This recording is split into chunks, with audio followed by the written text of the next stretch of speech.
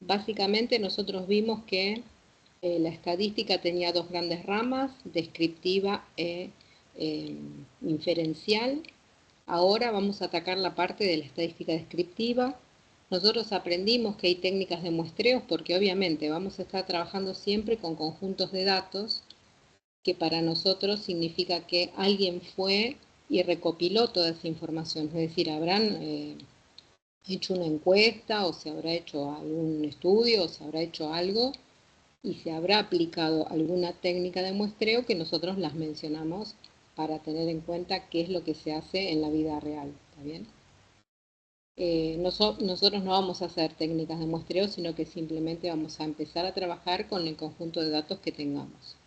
Y vamos a aprender ahora en esta unidad qué es lo que haría la estadística descriptiva si llega un conjunto de datos. Como habíamos dicho la semana pasada, el ciclo estadístico arranca justamente con el muestreo y se aplica la estadística descriptiva. Entonces, como se trabaja sobre datos y dijimos, lo más importante cuando se terminó la etapa de la descripción de los datos es tener las medidas resumen. Eso es súper importante porque eso lleva a poder hacer un gráfico que quizás nos facilita muchísimo el tener que estar explicando lo que decían los datos. Ya con un gráfico uno quizás a simple vista entendió todo, ¿está bien? Entonces esas medidas son las que nos ayudan con visualizar y con entender. Para que pase esto, de que podamos hacer un gráfico y de que podamos entender los datos y que obtengamos esas medidas, primero necesitamos estar seguros de que estamos frente a variables cuantitativas, que son las únicas que nos permiten calcular todos estos indicadores. ¿Está bien? Así que retomamos ahí. Tomando de base que siempre, aunque parezca una obviedad y que estamos repitiendo siempre lo mismo, queremos aclararlo, y más ahora que arrancamos con la descripción de los datos, porque las únicas variables que nos van a dar medidas resumen son estas que están viendo acá, las variables discretas y las variables continuas, que son las variables que nosotros vimos en prueba, ¿está bien? ¿Cuál es la diferencia de prueba a esta segunda materia? Y claro, en prueba nosotros teníamos las variables definidas y teníamos su función de densidad para las continuas y su función de probabilidad para las discretas. Entonces, claro, uno calculaba la media, la varianza, el desvío, hacía el gráfico inclusive, pero ¿qué pasaba? Era el dato poblacional, si se quiere. Ahí era posta la función que representaba cada variable.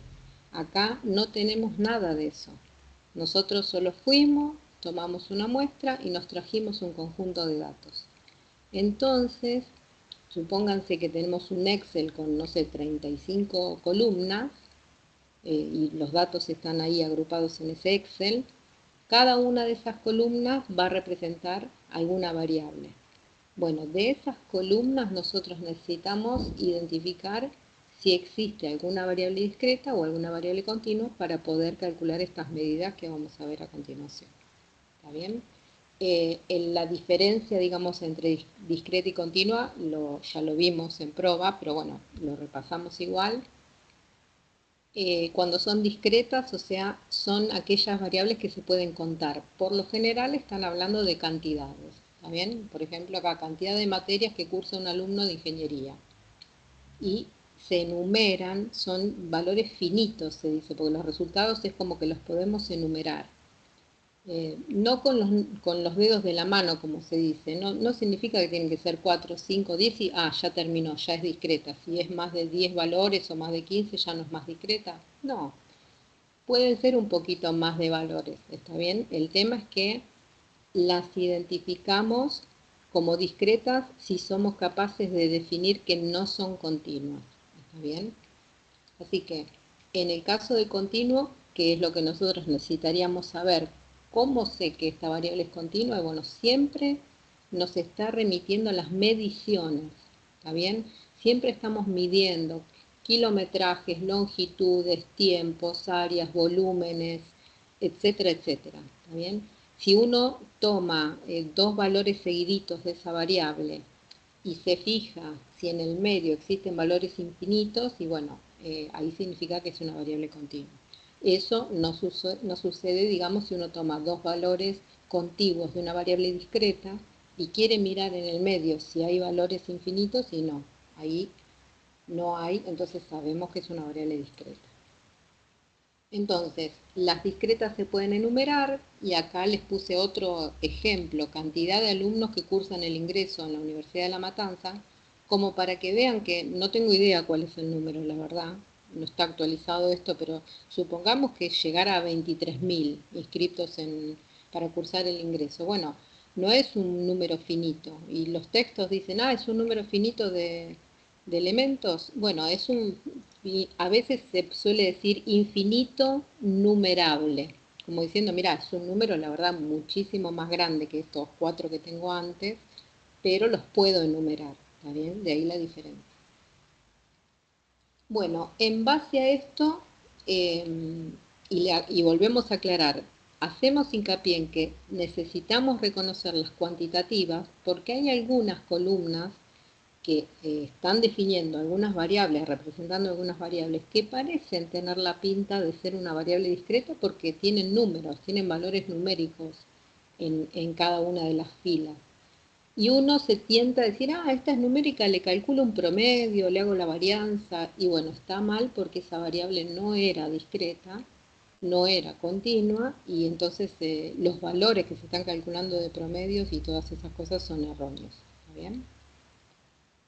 Bueno, ¿qué son entonces si nosotros estamos frente a variables cuantitativas de las cuales podemos calcular estas medidas resumen? Es lo que mencionamos recién. Son una serie de cálculos que se hacen habitualmente como para poder entender los datos.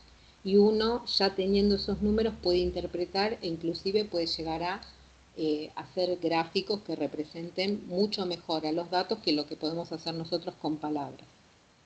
Entonces acá vamos a ver hoy dos grandes grupos de estos cálculos. Son medidas que están representando cosas distintas.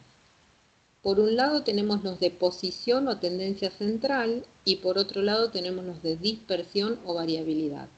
También vamos a estar viendo algunas medidas de forma, pero bueno, es algo como para que veamos qué forma puede llegar a tener una distribución o si nosotros somos capaces, en realidad, de reconocer alguna distribución de las que nosotros vimos en prueba, por ejemplo, la normal, la exponencial, la uniforme, la gama, etcétera, etcétera, ¿está bien? Bueno, las medidas de posición o tendencia central nos ayudan a responder esa pregunta. ¿Cuál es el valor central o cuál es el valor de todos estos datos que yo tengo acá? Si estoy específicamente mirando esta variable cuantitativa, no sé, la que tengo en el Excel en la columna 51, esta variable, ¿qué valor haría que me dijera la está representando a la mayoría de los datos que tengo en esa columna? ¿Está bien? Es como si fuera un punto de equilibrio lo que representa la medida de tendencia central. En cambio, cuando nosotros hablamos de medida de dispersión o variabilidad, esto también lo estuvimos viendo en prueba, significa que ahí lo que vamos a estar mirando es, bueno, mira, yo ya encontré un valor central que representa mis datos. Ahora lo que me interesa saber es si el resto de los datos que tengo en mi conjunto están muy alejados o están muy cercanos a ese valor central que yo acabo de calcular. ¿Están dispersos o no respecto de ese valor que yo acabo de calcular? ¿Bien? Entonces, como medidas de tendencia central, las que vamos a estar calculando, y un par más que no las mencionamos acá, es el promedio o media muestral, la mediana muestral y la media alfa podada. Y como medidas de dispersión o variabilidad, la varianza muestral y el desvío muestral. Si ustedes recuerdan algo de lo que estuvimos calculando en prueba cuando vimos estimación de parámetros, no sé si estábamos haciendo tanto hincapié en mencionar varianza muestral, desvío muestral, porque en realidad, les vuelvo a repetir, cuando teníamos la función calculábamos la varianza propiamente dicha, no era a partir de una muestra. Ahora nos vamos a encontrar que en la mayoría de las presentaciones vamos a encontrar la palabra muestral justamente por ese tema. Para hacer la diferencia entre la varianza en sí misma es un estadístico que se calcula si uno tiene las funciones que representan esas variables, y en cambio la varianza muestral es un estimador de ese estadístico que se utiliza en la población. ¿Está bien? Así que bueno, va a aparecer la palabra muestral por todos lados, haciendo hincapié a la muestra, obviamente. Bueno, arrancamos entonces con las medidas de tendencia central. La primera es la más conocida de todas y es la que más fácil uno resuelve para decir, bueno, mira, yo tengo todos estos datos. Por ejemplo, yo acá traje este ejemplo de peso de 20 deportistas olímpicos que está expresado en kilogramos. Está bien que creo que ya habíamos estado trabajando con esto, pero bueno, se supone que se pesaron a estos 20 deportistas y nosotros tenemos ahí los pesos de cada uno de ellos. Si yo quiero saber en promedio cuánto pesan esos 20 deportistas que están ahí, cuál es el valor que yo puedo decir que está representando a esos 20 deportistas olímpicos que tenemos ahí adelante.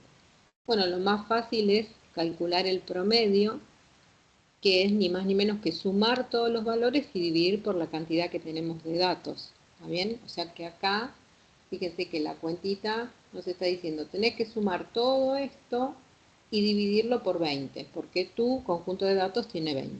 ¿Está bien? Así que listo, hacemos la cuenta y nos da 79,2 kilogramos. Es decir, nosotros teníamos 20 datos, hicimos el cálculo del promedio y ahora ya tenemos un dato importante, que es que en promedio hay, o sea, el peso que tienen estos deportistas con los que estamos trabajando es de 79,2 kilogramos aproximadamente. ¿Está bien?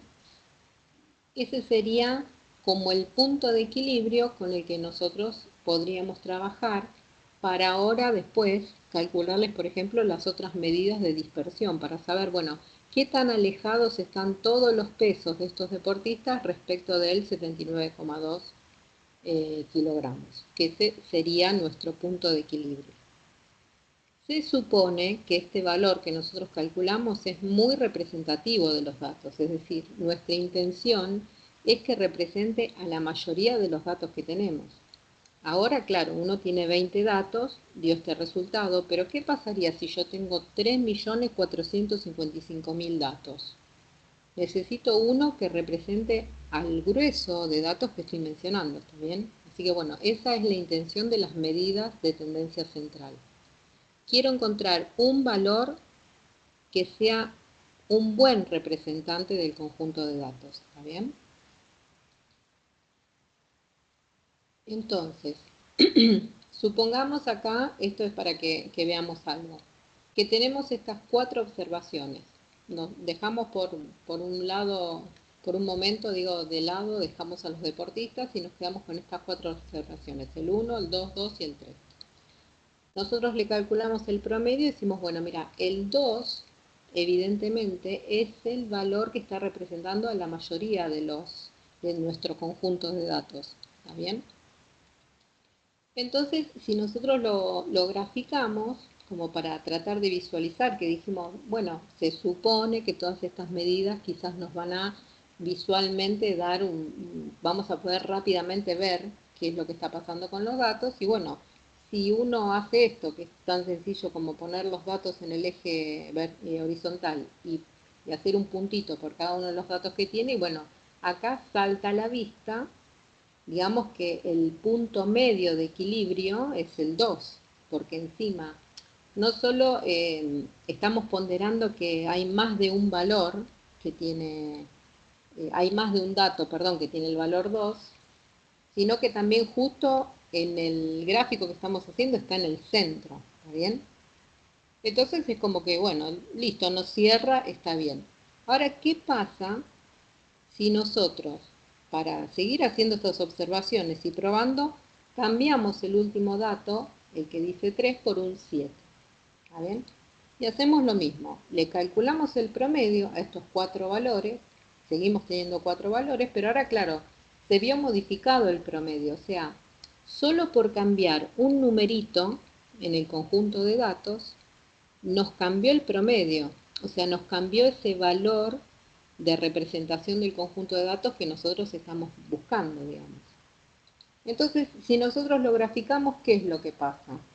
Y bueno, acá cambió algo interesante porque fíjense lo que pasó. Ya no me alcanza con este eje que tenía con solo 3 datos, sino que tuve que esmerarme un poco más y tener que poner más valores en el eje porque claro, ya hay un valor que está un poco alejado del resto de los que yo tenía. El 1 y el 2 los sigo teniendo igual, pero este ya hizo que o sea, se me desmadrara un poco el cálculo del promedio. ¿Está bien? ¿Qué queremos decir con esto? Que el promedio es una buena medida y es lo que uno calcula siempre. Es lo más rápido que podemos hacer porque si lo sumamos y dividimos por el total, por más que tengamos 3.455.000 datos, lo hacemos rápido el cálculo. El tema es que tiene esta característica, esta limitación, si se quiere, de que es muy sensible a valores que estén muy alejados del grueso de los valores que tenemos. O sea, valores que se llaman atípicos, outliers o valores anómalos, que es más o menos la representación que quise hacer acá en este ejemplo. ¿Está bien? Fíjense que solo por el hecho de haber tenido un valor 7 que está un poco más alejado de los que veníamos teniendo, ya se vio modificado el promedio y ya no es tan representativo del grueso de los datos. Porque ahora sí está representando el 1 y el 2 se ven representados porque la media quedó ahí cerquita de esos dos datos, pero el 7 ya no se ve tan representado, ¿está bien? A eso nos estamos refiriendo. Y entonces, ¿qué podríamos hacer si uno dice, uy, pero ¿y si hoy en día es normal tener datos atípicos, no sé, en los conjuntos de datos? El otro día creo que estuvimos hablando de un salario que, que hay salarios que son altos, que no son del grueso de la población y bueno, van a quizás estar catalogados como outliers o como valores atípicos, valores anómalos o valores muy lejanos del promedio. ¿Qué vamos a hacer? ¿Calcular el promedio y no nos va a servir esa medida? Bueno, sirve la medida, pero hay una que es mejor. Por ejemplo, la mediana. ¿Está bien? La mediana tiene esa característica de que no se ve modificada por el hecho de que tengamos valores atípicos. ¿Está bien? Como sí le pasa al promedio. ¿Y qué es? O sea, ¿cuál es la cuestión con la mediana? ¿Por qué no se usa entonces la mediana en lugar de usar siempre el promedio que es más rápido y más fácil? Bueno, justamente por eso, por la facilidad de cálculo. La mediana tiene un pasito extra, si se quiere, que es que necesitamos tener ordenados los datos para poder calcularlo. ¿Está bien? No se puede calcular así de una con los datos que uno tiene. Siempre tiene que acordarse de que hay que ordenarlos de menor a mayor. Entonces, la idea conceptualmente de la mediana, no sé si se acuerdan de prueba, es que es un valor que está en el centro de los datos, de forma tal que a izquierda de la mediana tenemos el 50% de los datos y al otro y a la derecha de la mediana tenemos el otro 50% de los datos. ¿Está bien? Traje este ejemplo para que podamos calcularla. ¿Cómo tendremos que hacer la cuenta si nosotros necesitaríamos ver la mediana? Bueno, fíjense que acá tenemos 3, 6, 9 observaciones. ¿Qué tenemos que hacer? Ordenarlas. Así que ordenamos los valores que tenemos.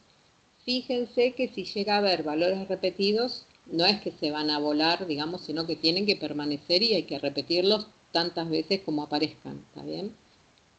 Bueno, y ahora resulta que el valor central de los datos ordenados sería la mediana. ¿Alguien me puede decir cuál es la mediana en este caso? 6. 6. 6. ¿Por qué eligieron el 6? Es una cantidad impar de valores y está justo en medio. Exacto, o sea, yo lo hice a propósito. Digo, voy a poner una cantidad de impar, cosa que no quede exactamente la mitad para un lado, la mitad para el otro y que el centro quede perfectito ahí como para decir, esta es la mediana. Está perfecto, el tema es que nosotros en la vida real ojalá tengamos 9 valores, o sea, siempre vamos a tener muchos datos. Si tendríamos 3.455.000 datos, ¿qué hacemos? ¿Los empiezo a anotar y los ordeno en la hoja? No, ni ahí. Pero bueno, si lo tengo en Excel, lo ordeno con Excel, o si lo tengo en Python, en R, lo pongo a ordenar y chau, ya fue. Pero de todas formas, ¿cómo sé a dónde está la mitad? ¿Qué tengo que hacer? Bueno, hay una cuenta para que uno pueda saber directamente cuál es el valor independientemente de la cantidad de datos que tengamos. Y la idea es que siempre nosotros tenemos que tratar de encontrar cuál es esa posición dentro de nuestro conjunto de datos que está teniendo adentro a la mediana. Entonces la cuenta que se hace es, con la cantidad muestral que tenemos, le sumamos 1 y dividimos por 2. ¿Está bien? Entonces, como en este caso era impar, nos queda exactamente la posición 5. Listo, contamos la posición 5 y ahí ya vamos a encontrar el valor de la mediana. ¿Está bien? Y fíjense que queda precioso porque tenemos la mediana en el medio y se cumple lo que dijimos. Mirá, el 50% de los datos están a la izquierda y el otro 50% de los datos están a la derecha. O sea, tengo exactamente 4 elementos del lado izquierdo y 4 elementos del lado derecho. La mediana, fíjense que casi que se anota como si fuera el promedio. Vieron que el promedio era con la rayita y acá la mediana es la X, pero en vez de la rayita le ponen el ñuflo la olita esta que está indicando que es la mediana. ¿Está bien?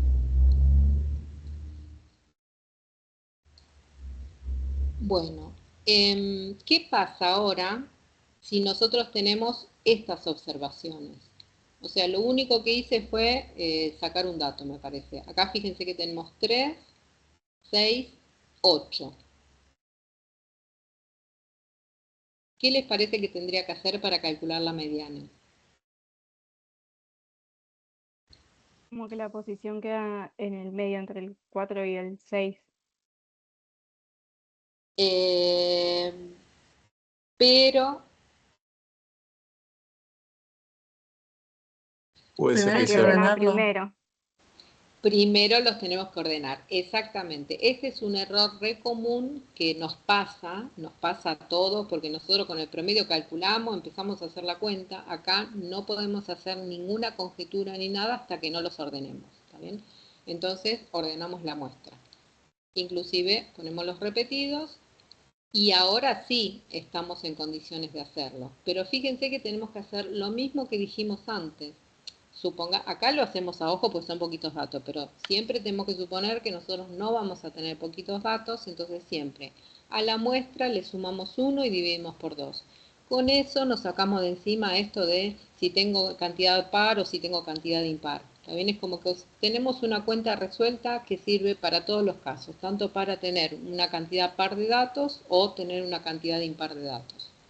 El problema ahora es que dice 4,5. Bueno, nada, si nos da un valor no entero, cuando nosotros estamos tratando de encontrar la posición en donde se supone que va a estar la mediana, vamos a la posición 4 y la tenemos que promediar con la siguiente. ¿Está bien? Tal como dijeron hoy, que vamos a tener que hacer el promedio entre dos posiciones consecutivas.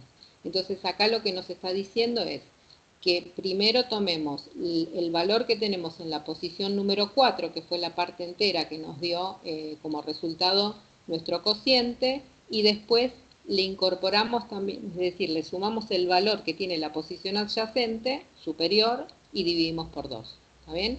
Entonces, esta es la posición 4, tomamos también la posición 5 y promediamos estos dos datos. Y ahí ya tenemos el valor de la mediana. ¿Está bien? Y fíjense que en este caso, obvio, nos pasa lo mismo. Tenemos la misma cantidad de elementos, tanto del lado izquierdo como del lado derecho. Y el valor de la mediana es el promedio entre estos dos datos. ¿Está bien? Bueno, con esas dos medidas, digamos, esas aparecen en todos lados. Ahora después van a ver con Tomás que a Infostat nosotros le pedimos que calcule las medidas de resumen y nos calcula de todo. Lo que nosotros tenemos que marcar nada más y Infostat hace todo, ¿está bien?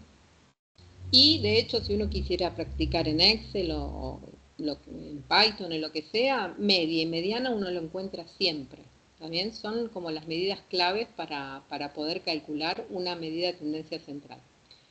Ahora, ya vimos que el promedio tiene esa limitación de que le ponemos un valor atípico y no es representativa, estaría fallando en ese caso, y la mediana no, se la banca bien, es una medida que es robusta en ese sentido, no es sensible a valores atípicos, ¿está bien? Ahora, si uno quisiera decir, bueno, pará, y si yo le hago algún cambiecito o alguna modificación al promedio como para que no tenga este problema de que no acepta valores muy alejados del resto, no podría tener una buena medida que no sea sensible a valores atípicos. Y sí, existe esta media que se llama alfa podada, ¿está bien? La idea es que lo primero que tenemos que hacer nosotros si queremos usar esta medida, digamos, de la media alfa podada, tenemos que definir cuál va a ser ese alfa. Cuando hablamos de alfa acá en este caso significa, la idea es, vamos a seguir haciendo el promedio de los datos, ¿está bien? Pero como nosotros dijimos que los valores muy alejados del resto nos trae problemas, con la media alfa podada se trata de podar justamente nuestro conjunto de datos. Es como si fuera un árbol y decidimos empezar a cortar, por decirlo así, eh, muy sencillo, ¿está bien? Entonces, ¿cuánto querés podar? Vamos a podar en los extremos, o sea, tanto del lado izquierdo de los datos como del lado derecho, si yo los tengo escritos acá en la hoja, voy a podar esos datos. Bueno, lo que hay que definir es, pero ¿cuántos querés? ¿Cuántos datos querés eliminar? Si decidís, por ejemplo, eliminar 5 datos, bueno, sabé que tenés que eliminar 5 datos de la izquierda y 5 datos de la derecha. O sea, siempre de los más chiquitos y siempre de los más grandes. Porque la idea, ¿cuál es? Supuestamente volar esos datos que nos están molestando porque son muy chiquititos o muy grandes. ¿Está bien? Entonces, alfa es como decir, por ejemplo, es un valor entre 0 y 1, y si uno establece, por ejemplo, 0,3, está diciendo quiero eliminar el 30% de los datos. Se multiplica por 100. Entonces, si vos querés eliminar el 30% de los datos, vas a eliminar el 30% del grupo de los más chiquitos y vas a eliminar el 30% del grupo de los más grandes. ¿Está bien? A ambos extremos. Bueno, en este caso puse estos ejemplos, o sea, ya traje los datos ordenados, ¿está bien? Entonces, si nosotros ahora definimos con alfa, por ejemplo, 0,1, como para que podamos hacer el ejercicio de calcular la media alfa podada con este conjunto de datos, nosotros lo que estamos diciendo es que queremos eliminar el 10% de los datos. Entonces vamos a tener que eliminar el 10% tanto del lado izquierdo como el 10% del lado derecho. Bueno, en este caso tenemos 10 datos solos, o sea que el 10% es eliminar un dato solo, tanto de la izquierda como de la derecha, ¿está bien? Así que lo que vamos a hacer es eso, eliminaríamos el 2, que es el más chiquitito del conjunto de datos, y eliminaríamos el 40, que es el más grande. Y bueno, con los restantes calculamos el promedio que ya conocemos. Es decir, que tendríamos que hacer que para calcular el promedio. Sumar y dividir por cantidad. ¿Por cuánto divido? La nueva cantidad, 8 sería. Exactamente. Tengo un nuevo conjunto de datos que está podado, digamos. Eso es básicamente lo que vamos a hacer. Sumamos todo lo que tenemos y nos terminó dando 16. ¿Está bien? ¿Qué cambió? Que tengo menos cantidad de datos. Ah, ¿y cuántos menos datos tengo? Y lo definí yo con el alfa, porque le puse 0,1 y estoy diciendo quiero eliminar el 10%. Si le pongo 0,25, voy a estar queriendo eliminar el 25% de los datos. Ah, ¿y los puedo eliminar así aleatoriamente? ¿Agarro los que a mí me gustan? No. Tenés que sacar el 25 de la izquierda y el 25 de la derecha. ¿Está bien? Tiene que ser equitativo, la podada, digamos. Y listo.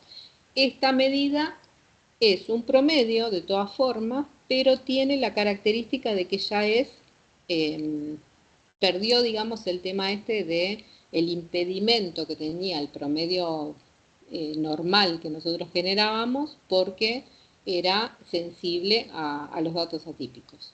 Con esta media alfa podada, ese problema ya no lo vamos a tener. ¿Está bien? Bueno, ahora, ya que aprendimos los tres indicadores de tendencia central, digamos, ¿qué pasaría en este caso? Nosotros, supónganse que tenemos estas 12 observaciones que ya están ordenadas. Y ahora queremos calcular, por ejemplo, de vuelta. Seguimos con un alfa de 0,1, que eso significa que queremos sacar el 10% de los datos. Nosotros sabemos que es 1, pero claro, cuando hicimos la cuenta, fíjense, nuestro conjunto de datos era 12, el n, digamos, la cantidad total era 12, lo multiplicamos por 0,1 y nos da 1,2. Entonces, como es un número con decimales, nos podría haber dado también 1,7 o 1,9. Nos da un valor con decimal. Y entonces no estamos seguros si quitar un solo dato de cada uno de los extremos, o podríamos llegar a quitar dos, porque uno dice, pará, si hubiera sido 1,9, ya era casi 2 el resultado. Voy a extraer 2 del costado, ¿está bien? Entonces, ¿qué deberíamos hacer? Bueno, lo que se recomienda es, ya que tenemos esta cuestión de que no nos dio un valor entero, lo primero que se hace es decir, bueno, hace esto que estamos viendo, sacale primero un valor de cada extremo y calcula el promedio. ¿Está bien? Bueno, hacemos eso y fíjense que nos da 17, entonces nos quedamos con eso. Esta es una forma de considerarlo, es decir, mira, lo que estamos haciendo es la vista gorda, es decir, mira, no miro que me dio con decimales, yo me quedo con la parte entera, voy a sacar un valor de cada extremo y le calculo el promedio, listo, ya con esto calculo que tengo un buen resultado, ¿está bien? Esta es una forma de encararlo.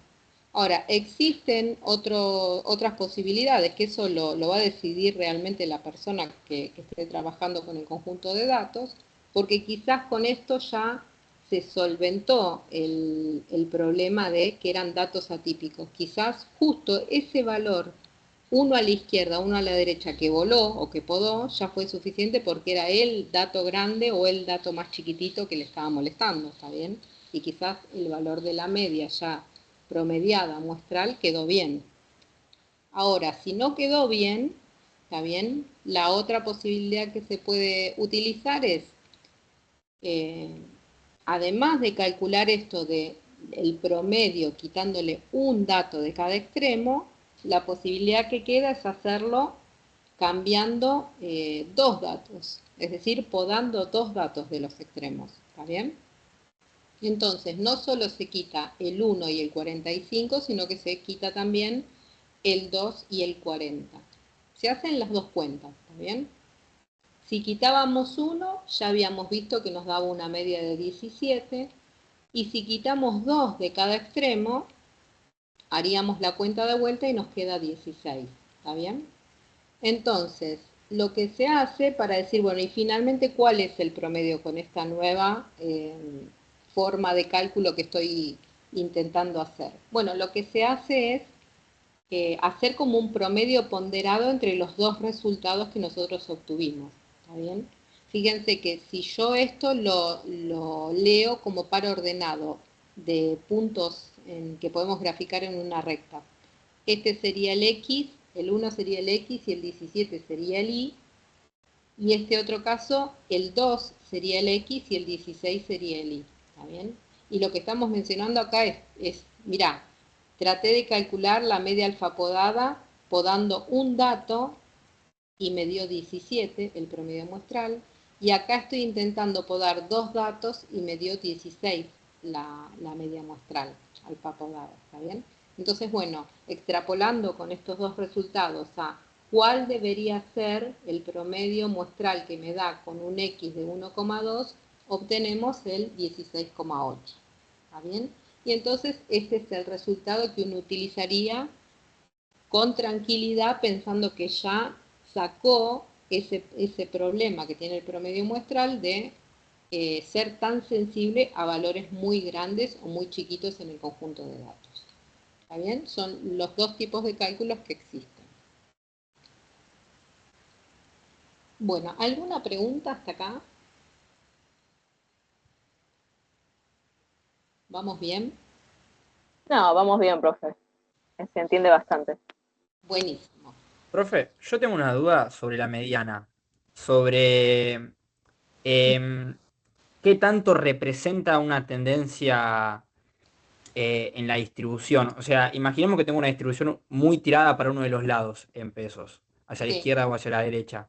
sí. ¿La mediana no me daría muy lejos de la media? ¿No perdería representatividad en una distribución así? ¿Qué es lo que me está dando? Un ejemplo de No, me sirve la mediana para esto, digamos.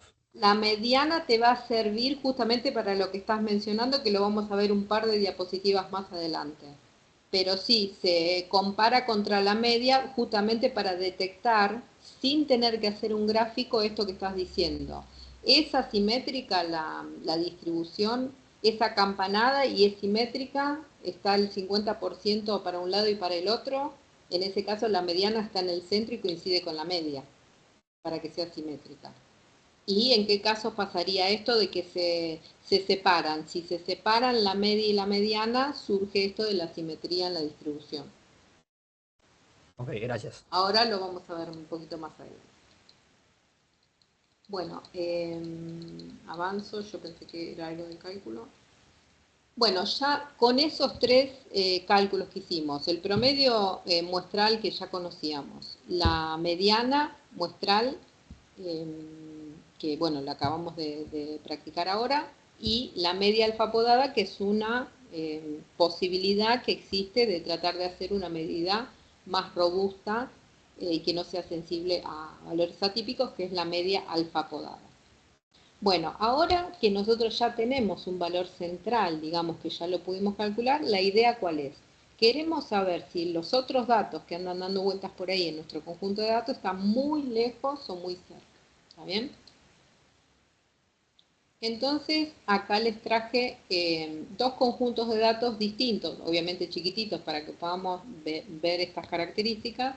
Y digo, bueno, los voy a graficar para que tengamos idea de cómo se ven visualmente este conjunto verde, que es el conjunto de las X, y cómo se ve el conjunto rosa, que es el conjunto de las Y, con los números que yo elegí, ¿no? Entonces, bueno, acá vemos, así se ve el conjunto verde.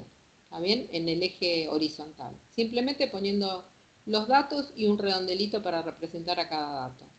Y ahora digo, acá mismo voy a poner el conjunto rosa para que los comparemos.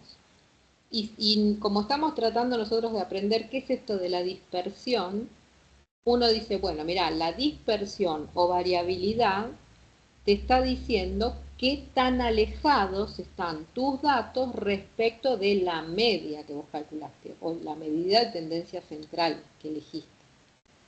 Ah, bueno, y acá, ¿qué veo? ¿Qué puedo decir? Digo algo mirando, porque ahora tengo el gráfico, no hice cálculos, no tengo nada, pero ¿qué puedo decir respecto del conjunto rosa y del verde? El conjunto verde está más disperso que el conjunto rosa. Se ve claramente. Yo no tengo idea de cuál es la medida de dispersión, ni tengo tampoco idea de cuál es el numerito final que me va a dar. Lo que sí veo, lo que dijo él, visualmente el conjunto verde está más disperso. Lo veo claramente porque de hecho el 0 hace que se note esa dispersión y el 10 también, porque son los valores justo más alejados. ¿Está bien? Bueno, le calculo lo que yo aprendí, por ejemplo, lo más rápido, el promedio, fíjense que claro, en ambos casos nos está dando exactamente el mismo punto de equilibrio, si se quiere. Tanto el conjunto verde como el rosa tienen la media en 5. Digamos que el punto de equilibrio estaría ubicado acá. Y entonces, como siempre la dispersión la estamos mirando respecto del centro de los datos, bueno, ahí podemos ver qué tan dispersos está el conjunto verde del 5 y qué tan dispersos está el conjunto rosa del 5. Bueno, claramente nuestra conclusión es la que dijimos recién. El verde es más disperso. ¿qué tanto? O sea, ¿qué tanto más del rosa? Y bueno, y acá viene la justificación de por qué uno querría calcular la dispersión o una medida de dispersión. Bueno, la querría calcular solo si estaría frente a esta situación que nosotros estamos viendo ahora. Es decir, ¿qué situación? Que tengo dos conjuntos de datos que son comparables. ¿Qué significa que sean comparables? Y para que yo pueda comparar la dispersión de dos conjuntos de datos, necesito sí o sí que tengan la misma media. ¿Está bien? Si no tienen la misma media, no son comparables, porque el punto de equilibrio está movido. Si supónganse que, no sé, este conjunto de las X, el verde, me hubiera dado como media 2, ¿está bien? No es comparable con este que tiene media 5. ¿Está bien? Porque están corridas las medias, entonces las dispersiones no las puedo comparar. Así que únicamente, obvio que uno con un conjunto de datos siempre va a calcular la dispersión, siempre va a calcular la varianza, va a calcular el desvío, va a calcular otras medidas. Va a tener el numerito, pero no sé si recuerdan que en prueba a veces decían, profe, calculamos la varianza y nos dio 32,5. ¿Y qué puedo decir de ese número? Y nada. La varianza te dio 32,5 porque tenías la función de densidad de la variable y la calculamos, pero no tenemos nada para decir al respecto del 32,5. ¿Es muy grande? ¿Es muy chico? No tenemos idea. ¿Cuándo tenemos idea de que la dispersión es grande? Y cuando nos pasa esto que estamos visualizando acá. Mira, yo me dieron dos conjuntos, uno rosa y uno verde, y yo estoy viendo claramente que el más disperso es el verde. Entonces acá merita calcular de repente la medida de dispersión para saber qué algo que ya estamos viendo. ¿Cuál va a dar un valor más grande de varianza o de desvío o de medida de dispersión? El conjunto verde. ¿Está bien? Así que nosotros ahora, digamos, aprendimos a calcular el promedio que nos dio 5. Fíjense que en este caso también la mediana coincide, que es 6, y la única, o sea, el único coeficiente o la única medida de resumen que podría hacer que nosotros diferenciemos a estos dos conjuntos de datos que tenemos acá, o que digamos, bueno, yo ya sé que el verde tiene una dispersión mayor, ¿cómo hago? ¿Cuál va a ser el numerito final que me va a confirmar? Che, mirá, se difieren en esto, porque acá tienen la media igual, la mediana igual, y necesito algo que las distinga. Bueno, le calculamos la medida de dispersión y ahí va a saltar la diferencia. A nivel numérico, algo que nosotros ya estamos viendo visualmente. ¿Está bien?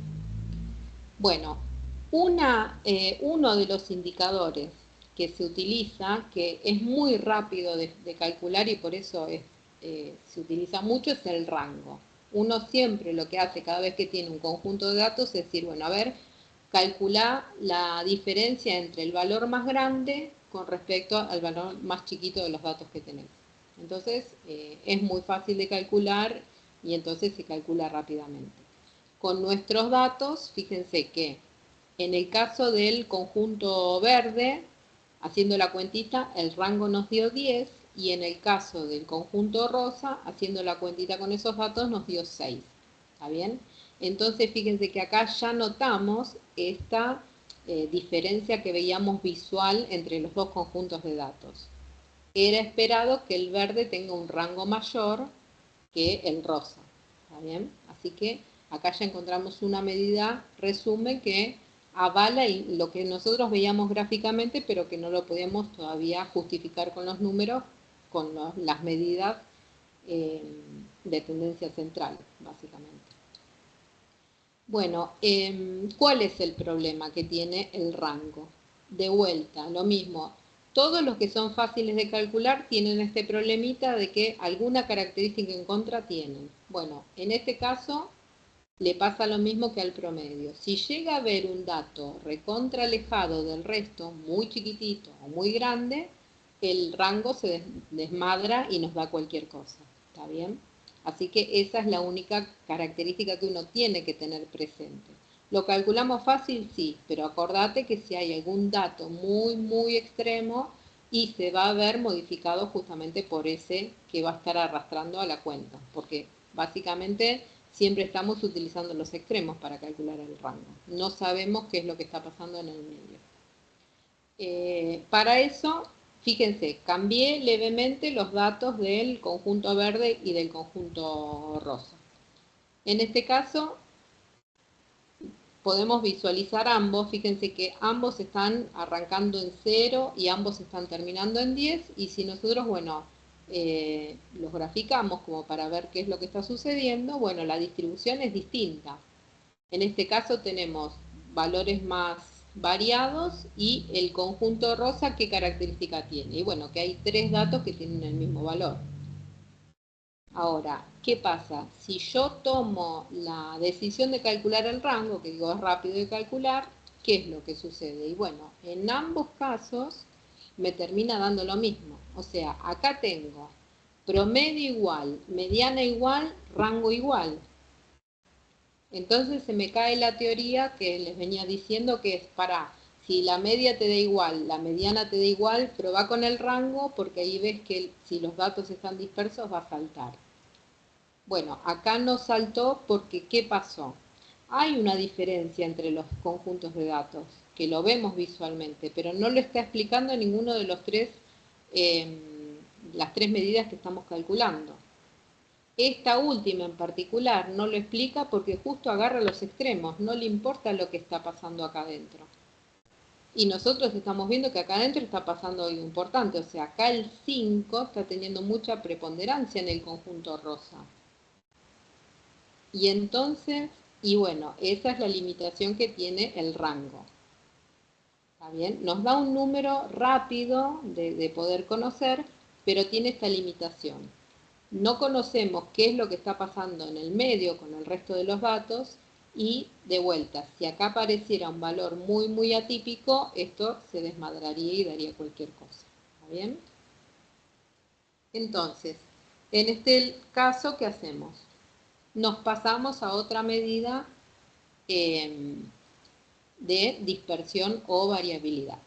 La varianza muestral, que esta sí la conocimos en prueba. ¿Está bien? Fíjense que acá no tenemos problema porque la varianza, ¿se acuerdan cómo era el cálculo de la varianza? Conceptualmente, no la fórmula, sino que se hacía. ¿Alguno lo recuerda? ¿Se comparaba con la media? Exactamente. Siempre estamos, cuando hablamos de medidas de dispersión, estamos viendo qué tan alejados están de la media. Entonces, lo que hacíamos era, a cada dato le restamos la media. Y como no sabemos si el dato puede estar a la izquierda o a la derecha, lo elevábamos al cuadrado. ¿Está bien? Y después dividíamos por n-1. Ese era el cálculo de la varianza, que acá está. Fíjense, a cada dato que tenemos le restamos el promedio, que ya calculamos, y se eleva al cuadrado. Esto es por lo que dije, se eleva al cuadrado porque no sabemos si la media está acá, quizás el puntito estaba a la izquierda, entonces resta y va a quedar con un número negativo y no podemos tener números negativos. ¿Está bien? Porque nosotros lo que queremos es la distancia que tiene el dato respecto de la media, así que no, las distancias no pueden ser negativas. Por eso se eleva al cuadrado. Y después se divide por el tamaño muestral menos 1. ¿Está bien? Y este es otro cálculo que desprende de este que es el binomio que está acá. Acá lo que se hace es para que sea más fácil la cuenta. A cada valor de x, o sea, cada dato se lo eleva al cuadrado y se suma. A cada uno lo eleva al cuadrado, lo sumo, lo eleva al cuadrado, lo sumo. Y cuando tengo toda esta sumatoria ya hecha, le resto el tamaño muestral multiplicado por el promedio que ya calculamos al cuadrado. Y una vez que tenemos esta diferencia ya calculada, lo dividimos por n-1. ¿Está bien? Y bueno, en este caso vamos a calcular la varianza para esos dos conjuntos de datos que vimos recién. ¿Qué es lo que debería pasar? Que ya sabemos. Y bueno, acá sí o sí se tiene que ver la diferencia entre el conjunto, vuelvo un cachito al grafiquito. Fíjense, acá dijimos, el rango nos da igual, pero nosotros queremos que se note esta diferencia de lo que está pasando acá adentro. ¿Está bien? O sea, a cada dato, por ejemplo, se lo está considerando con el 5. Por ejemplo, ¿qué tan alejado está el 0 del 5? ¿Qué tan alejado está el 1 del 5? ¿Qué tan alejado está el 9 del 5? ¿Qué tan alejado está el 10 del 5? ¿Está bien? Entonces, toda esa cuenta, estas distancias, se suman, se suman, se suman, y se supone que debería darnos un valor más grande la varianza del conjunto verde que la varianza del conjunto rosa, porque fíjense acá que resto. ¿Qué tan distante está este punto 5 respecto del 5? ¿Qué tan distante está el 5 del punto 5? ¿Qué tan distante está el 5 de una medida de 5? ¿Está bien? Acá la varianza me tiene que dar más chiquita, y ahí es donde va a saltar que el conjunto verde entonces es un poquito más disperso que el rosa. ¿Está bien? Y bueno, fíjense qué es lo que está pasando acá. Nos da la varianza 12,5, la que tenía el 5, digamos, todos los 5 en el centro de los datos, y 20,5 la otra varianza. Entonces acá sí podemos sacar una conclusión. Podemos decir, mira, estábamos esperando que la varianza del conjunto X nos diera más grande que la varianza del conjunto Y. O supónganse que nosotros nunca graficamos, nunca hicimos el gráfico porque era, el conjunto X tenía 3.455.000 datos y el conjunto Y tenía 5.800.000. Entonces dijimos, no vamos a graficar nada, no tengo tiempo, le calculo la varianza a cada uno, quiero saber cuál tiene datos más dispersos. ¿Es válido hacer eso?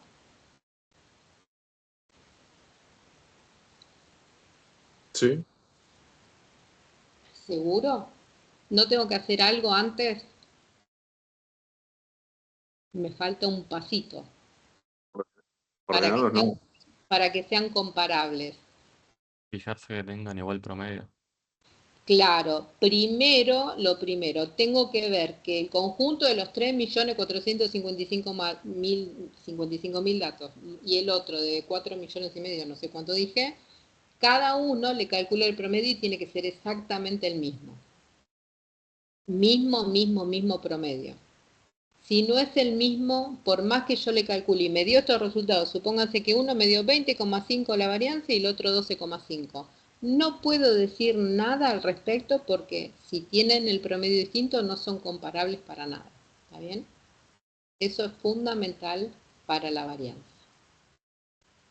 Y si hubiera tenido un conjunto solo de datos, le calculo la varianza y me da 20,5, ¿y qué te parece? ¿Es grande o es chica? No tengo idea. ¿Comparada con qué es grande o chico? Me puede dar 472.312 y no sé si es grande o chico ese número para varianza. ¿Está bien? O sea, como para cerrar la idea de para qué sirve la varianza. Y mira, te dice qué tan dispersos están tus datos respecto de la media que tienen tus datos. Bárbaro. ¿Se puede calcular? Sí, se puede calcular. ¿Puedo sacar alguna conclusión? No, ninguna. Solo tenés el valor numérico de la varianza. ¿Cuándo podés hacer alguna comparación, alguna aclaración? Justamente cuando estés en condiciones de comparar dos conjuntos de datos que tienen exactamente la misma media. Ahí sí podés ver cuál es el que tiene la varianza más grande y te va a decir, mira, este conjunto de datos tiene los valores mucho más dispersos que el otro. Nada, es eso solo. ¿Está bien?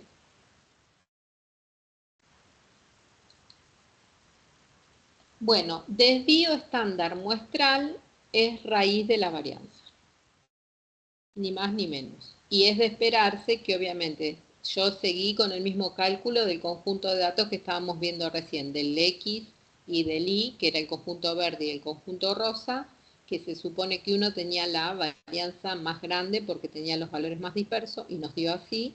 Bueno, en el desvío obviamente eso también se va a ver reflejado porque es siempre para calcular el desvío, primero calculo la varianza y le hago la raíz. ¿Está bien?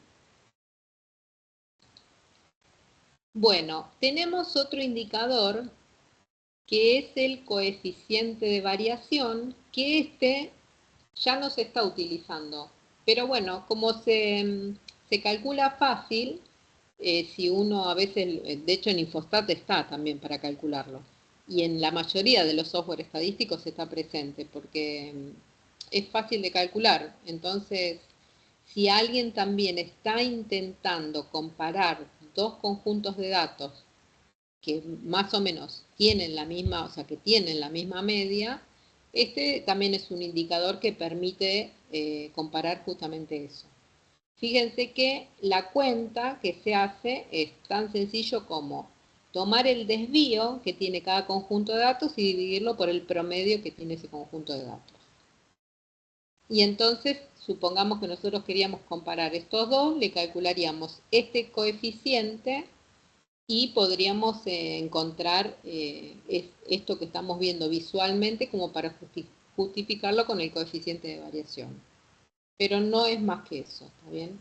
Hoy en día hay tantos otros estimadores que se calculan que tienen mucha más importancia y relevancia que esto, que bueno, por eso medio que está en desuso.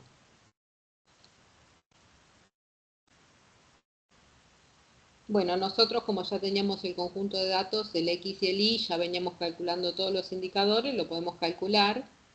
Y fíjense qué información nos brinda. Dijimos, tomamos el desvío, que acá lo tenemos 4,528 y lo dividimos por 5. Acá tomamos este desvío 3,536 y lo dividimos también por 5 porque este era el conjunto de datos que coincidían en sus promedios. Y bueno, acá lo mismo, fíjense.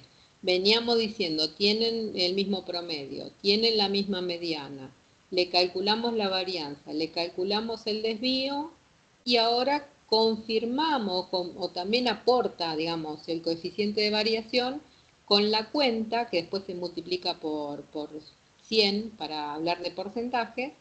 Y bueno, este tiene un porcentaje de variación de 90,56 y este 70,72. Y bueno, era esperado que como este tenía mayor varianza, tuviera un coeficiente de variación más grande en porcentaje. Y bueno, acá lo estamos confirmando. Sí, mira, es más grande. Supónganse que uno no hubiera calculado la varianza. Uy, porque no, esa cuenta le tengo que restar a cada valor y después elevarlo al cuadrado y no tengo tiempo. Voy a hacer esto. Ya tenía anotado el desvío por ahí en algún lugar. Bueno, hago esta cuentita y ya salta que cuál es el que tiene mayor coeficiente de variación. Así que puedo usar esa asociación, pero no más que eso. ¿Está bien? No brinda información relevante, por eso está en desuso. Bueno, una medida más y ya después nos pasamos a la medida de forma. Este rango es una medida que viene a traer un poco más de información que la que podría llegar a brindar el desvío estándar. ¿Está bien? Porque, bueno, acá, ¿cuál es la diferencia de rango? Vieron que hoy el rango, dijimos, era la diferencia entre el dato más grande y el dato más chiquito. Después calculamos el desvío, que era, obviamente, conceptualmente lo mismo que la varianza, lo que ocasionaba que era que teníamos que hacer una resta siempre del dato que teníamos respecto del promedio y había que elevarlo al cuadrado y después dividir por n-1.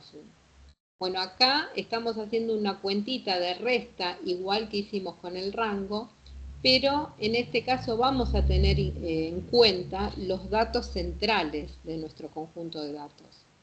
Por eso tiene importancia y un poquito más de información quizás que el rango en sí mismo que usamos la resta entre los extremos. Bueno, el rango intercuartílico o también en algunos textos lo mencionan como distancia intercuartílica, se calcula haciendo el Q3 menos el Q1. ¿Está bien?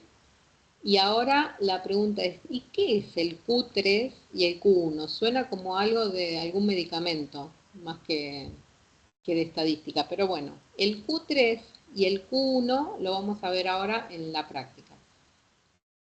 Yo traje estas, son 19 observaciones que ya las traje ordenaditas para que podamos ilustrar esto del Q1 y del Q3, porque está relacionado también un poco con lo que vimos de la mediana. O sea, siempre que necesitemos sacar los cuartiles o la mediana, tenemos que tener los datos ordenados.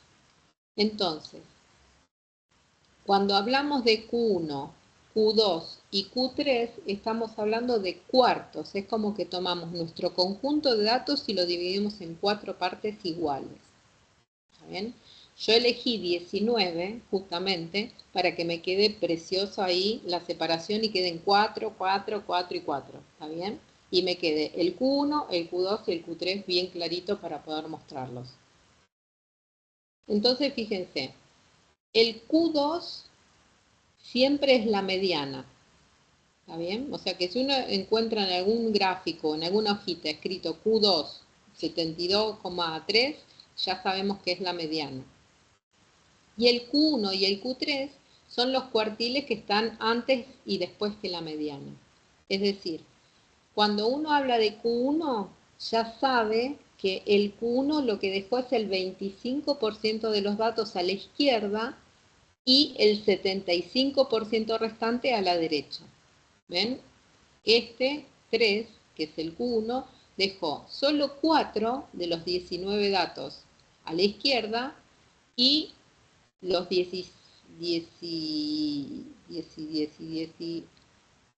por 4, 12, 14 serían, sin tener en cuenta el Q1, quedaron a la derecha. ¿Está bien? ¿Y cómo sabemos si es 25? ¿Por qué no es 24%? ¿Por qué no es 20%? Bueno, sabemos que es 25 porque la idea es que está separando el conjunto de datos en 4 partes siempre. 25% para el Q1, otro 25% para la mediana, que es el 50%, otro 25% para el Q3, que ya es un 75%, y con el último ya completamos el 100% de nuestros datos. ¿Está bien? Este valor 9 es el Q3, el cuartil tercero, es decir, que nos está dejando un 25% a la derecha de los datos y un 75% a la izquierda de los datos. ¿Está bien? ¿Quedó claro eso? Sí, Sí, sí. profe. Genial. Bueno, y si no hablamos de esto que es 25, 50, 75 y 100, digamos, estarían hablando de los cuartiles. Si uno dice, ay, si yo quiero el 10%, bueno, el 10% lo tendríamos que calcular haciendo prácticamente lo mismo que hicimos cuando calculábamos la mediana, solo que no estamos haciendo un cociente. Fíjense, para el 10% de los datos en esta primer fila, lo que hacemos es, a la cantidad de datos que tenemos le sumamos 1 y después lo multiplicamos por el porcentaje que nosotros estamos queriendo. Por ejemplo, acá se multiplica por 0,1 porque se quiere un 10%. Eso me dice que el valor que yo quiero encontrar para hablar del primer percentil está en la posición 2. Yo vengo, cuento posición 1, posición 2, este es el percentil 10. ¿Y qué información me da? ¿Cómo lo describo si este es el percentil 10? ¿Qué significaría? A la izquierda tengo el 10% de los datos y a la derecha el 90% de los restantes. Exactamente.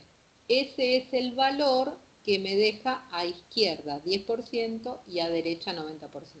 Claro, acá mucho sentido no tiene lo que estamos diciendo, pero supónganse que estamos hablando de que estos números son millones de dólares que tenemos que pagar, así nos duele.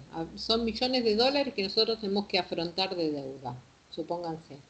Entonces yo digo, quiero leer, por ejemplo, este 3 que está acá, que vendría a ser, según lo que nosotros estamos aprendiendo, es el primer cuartil o cuartil inferior. ¿Cómo lo leería yo, este 3?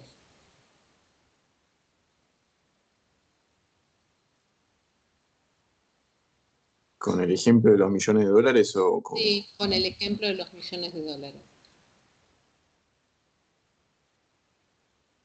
O sea, lo acumulado a izquierda sería parte de la deuda, el 25% de la deuda. Podríamos decir, por ejemplo, si este T son 3 millones de dólares, podríamos decir que el 25% de estos datos son inferiores a 3 millones de dólares. Ahora el 75% de los datos son valores superiores a 3 millones de dólares. Después el 9 lo mismo. Acá tendríamos 25% de los datos superan los 9 millones de dólares. Y el 75% de los datos son inferiores a 9 millones de dólares.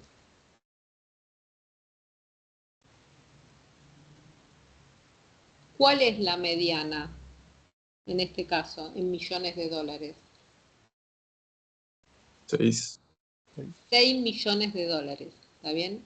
O sea que es de nuestro conjunto de datos tenemos como mediana 6 millones de dólares. Ese sería el dato de tendencia central, el punto de equilibrio. Mira, aproximadamente hay un valor de 6 millones.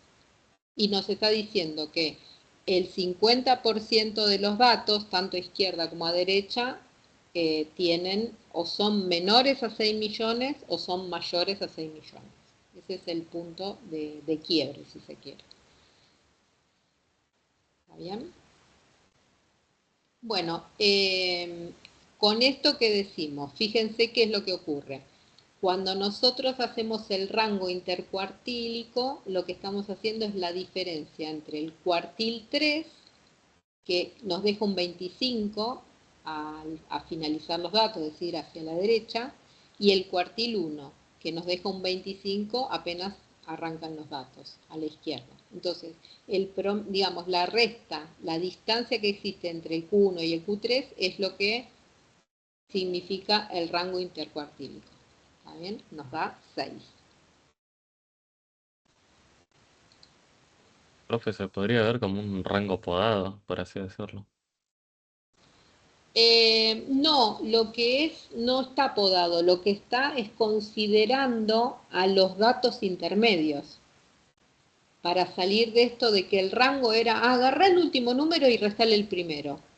Sí, pero si el último es muy grande, el primero es muy chiquito y en el medio pasan cosas, no estás captando nada de lo del medio. ¿Está bien? Entonces, este rango sí, fíjate que lo que hizo justamente es venir al centro de los datos y decir, bueno, me quedo con el cuartil 3 y el cuartil 1 y los resto. Y esa diferencia va a ser el rango intercuartílico. Es una medida de dispersión, digamos, que vino a mejorar esa característica o esa limitación que tenía el rango común, que solo agarraba los extremos y lo que pasaba en el medio no cortaba ni pinchaba, ¿está bien? Básicamente es eso. Después es una medida muy importante que se considera para graficar el box plot. Ahora ya en un ratito lo vamos a estar viendo. Bueno, una característica que estuvimos hablando y que dijimos, bueno, mira, que tenía el rango intercuartílico era que es una medida de dispersión igual que el desvío, pero decíamos, bueno, ¿qué trae de bueno el rango intercuartílico que no tenía el desvío estándar? Que uno también es una medida que la calcula enseguida, calcula la varianza y saca el desvío. ¿Está bien? Bueno, acá nosotros tenemos las observaciones ordenadas, ya sabemos cuál es Q1, Q2, Q3, tenemos la mediana y el rango nos dio 6. El desvío calculado para este conjunto de datos da 3,213. ¿Está bien? Entonces acá tenemos los dos resultados. Ahora, fíjense qué es lo que sucede si simplemente hacemos esta leve modificación, que ya lo hicimos en diapositivas anteriores para ver la robustez que tenía o no el promedio, cuando le poníamos un dato muy, muy atípico. Lo único que hicimos es cambiar este 11 que estaba acá por un 110, o sea, un número que estaba como lejos y no estaba digamos, en línea con los que veníamos teniendo. Si nosotros calculamos el rango intercuartílico, seguimos haciendo la misma cuenta, o sea, tenemos que encontramos la mediana, después encontramos el cuartil 1, el cuartil 3, y hacemos la cuentita. Al 9 le restamos 3 y el rango nos siguió dando lo mismo. ¿Está bien? O sea, no importó nada lo que pasó con los valores atípicos, eso es lo que estamos diciendo. No se vio afectado por los valores muy chiquitos o muy grandes que puedan llegar a estar en los extremos. En cambio, fíjense qué es lo que le pasa al desvío. Si nosotros calculamos la varianza y después le calculamos la raíz, aumentó muchísimo el desvío justamente porque está considerando a cada uno de los datos en la cuenta. ¿Está bien? Entonces de ahí la necesidad de que uno comprenda, bueno, ¿qué cuenta estoy haciendo cada vez que calculo una medida de resumen? ¿Está bien? Porque ahí voy a entender un poquito más, quizás si veo un gráfico que está desmadrado, o si veo si tengo alguna sospecha respecto a un conjunto de datos, seguramente hay valores atípicos que anden haciendo cosas por ahí y hacen que los números nos estén dando distinto de lo que nosotros esperamos. ¿Está bien? Entonces, bueno, tener en consideración eso. Conclusión con esto, el desvío y la varianza en cierta forma están, digamos, sensibilizadas al hecho de que haya valores atípicos en el conjunto de datos. Y acá lo estamos viendo con este ejemplo.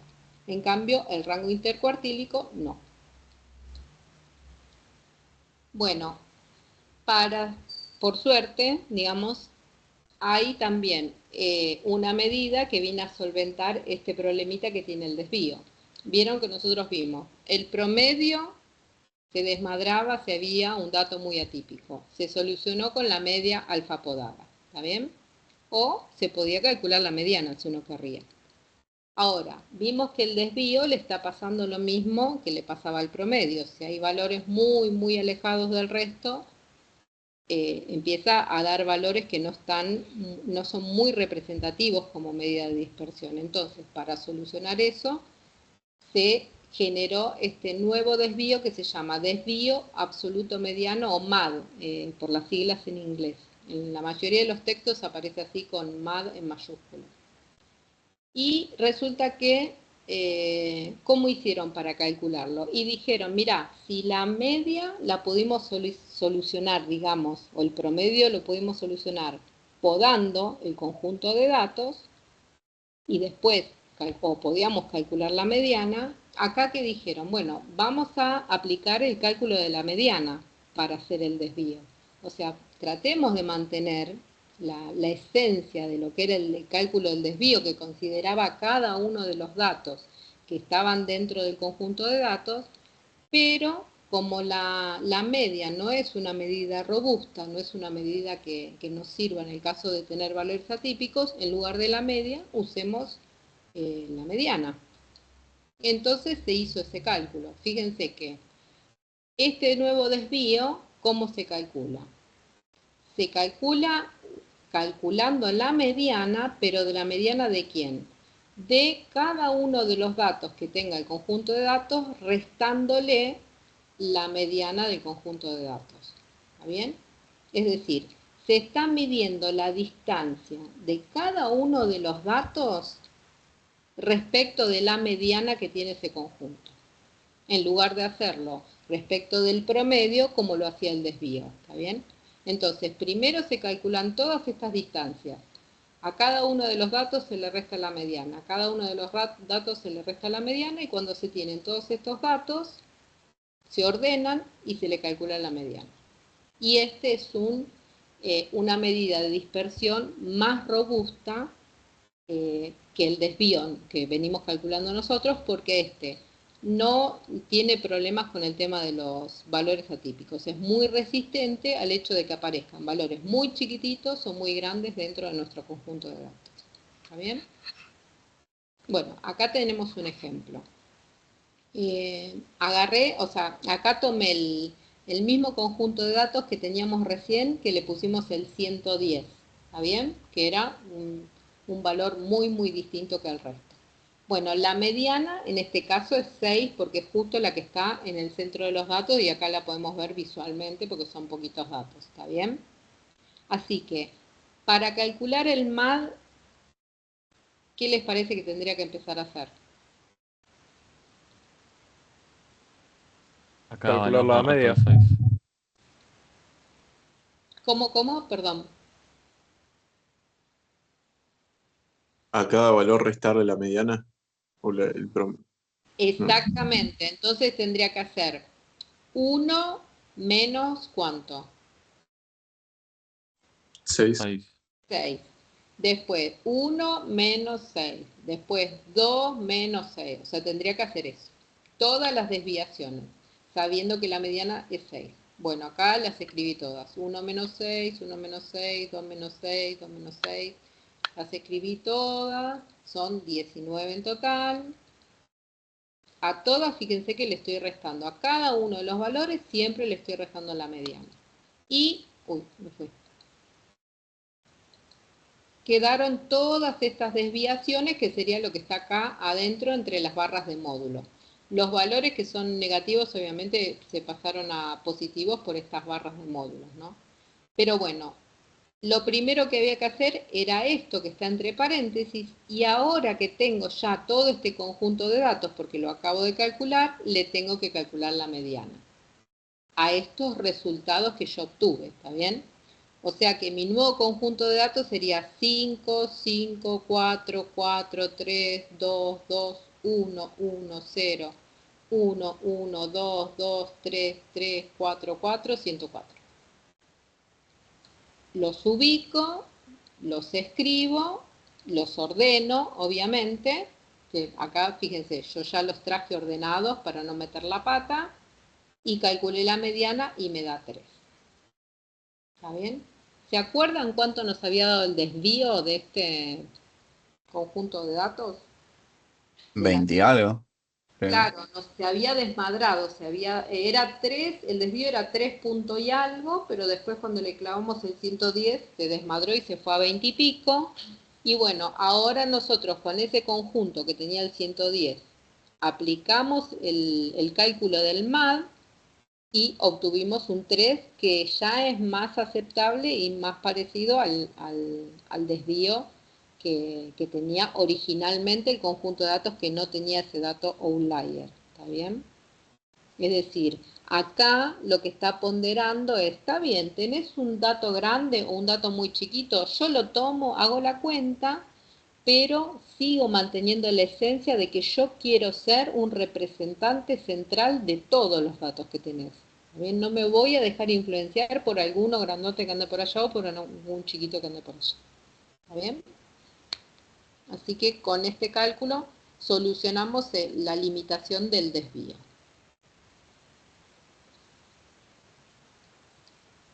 ¿Alguna pregunta hasta acá? Por ahora se entiende, profe. Buenísimo. Bueno, medidas de forma. Y ya casi con esto nos falta un cachitín y ya terminamos. Cuando hablamos de medida de forma, era lo que estábamos mencionando hoy, que habíamos estado diciendo. La mediana, ¿qué onda? ¿Para qué nos sirve? ¿La comparamos con la media? ¿Qué nos serviría o qué información relevante le podríamos sacar? Bueno, tiene mucho que ver con el coeficiente de asimetría. Este coeficiente lo tenemos en Infostat, aparece en la mayoría de los software estadísticos. Ahora vamos a ver cómo se calcula, podemos calcularlo también. Pero básicamente uno lo calcularía para saber qué es lo que pasa con la distribución justamente en estos casos. En estos casos en que nosotros estamos trabajando con datos y dijimos, en proba teníamos la función que, bueno, le calculábamos la varianza, graficábamos, veíamos la campana de Gauss, la uniforme o lo que sea, y ahora acá no tenemos eso, ¿está bien? Y quizás ni siquiera tenemos posibilidades de hacer un gráfico, y entonces no podemos saber cómo es la distribución. ¿Tendrá una campana de Gauss los datos con los que estamos trabajando? ¿Será, no sé, un uniforme? ¿Será asimétrica? ¿Será simétrica? Bueno, este coeficiente nos contesta esas preguntas, sin tener que graficar los datos, simplemente haciendo una cuentita para calcularlo. Entonces, ¿qué tenemos que saber nosotros? hay dos posibilidades. O es simétrica o no es simétrica. ¿Está bien? Bueno, ¿pero qué significaba que sea simétrica? Bueno, simétrica significaba que si vos no tenía que ser exactamente una campana de Gauss, esa era la normal, pero puede ser que vos tengas uno uniforme y que es simétrica porque del centro de los datos tenés el 50% hacia la izquierda y el 50% hacia la derecha. Es como si fuera el cálculo de la mediana.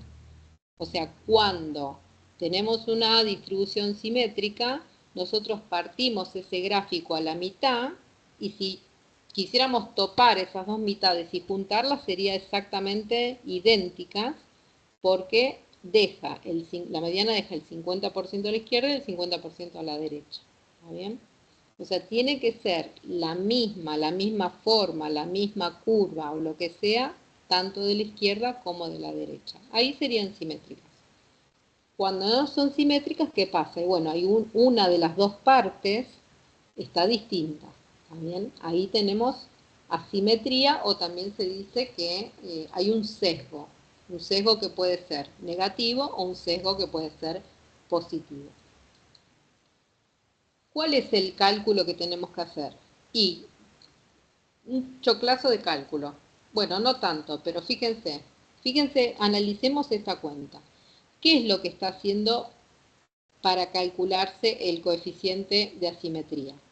Se toma cada uno de los datos que tenemos, ¿está bien? Le restamos el promedio de los datos que calculamos y lo elevamos al cubo y sumamos. O sea, por cada dato nosotros hacemos esta sumatoria. Al dato le resto el promedio que calculé y lo elevo al cubo. Al otro dato le resto el promedio que calculé, lo elevo al cubo y hago la sumatoria. O sea que acá tenemos un numerito.